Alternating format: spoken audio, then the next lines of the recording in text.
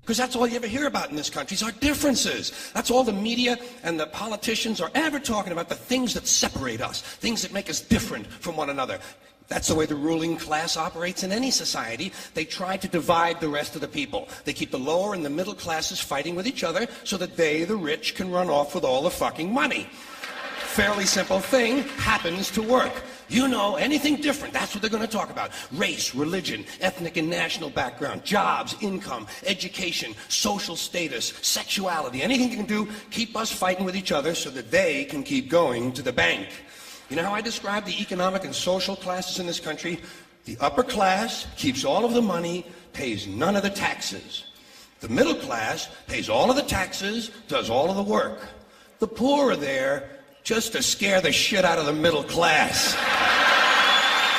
Keep them showing up at those jobs.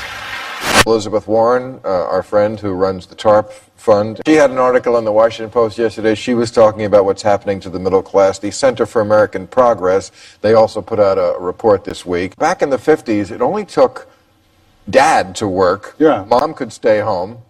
Okay. Then mom in the 70s went to work. You needed two people to work to make ends meet. And then that wasn't enough, and we had to basically have this big scam that our houses were worth more than they were so we could take money out. People took on two jobs.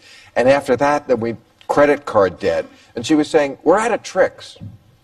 She's right. Now, why has this progression moved from the 1950s, where people, middle-class people, had money and could live, to the point now where they can't? Because you had trade unions and you had less greedy corporate elites and bankers who recognized that if they made profits, they had to share it with their workers.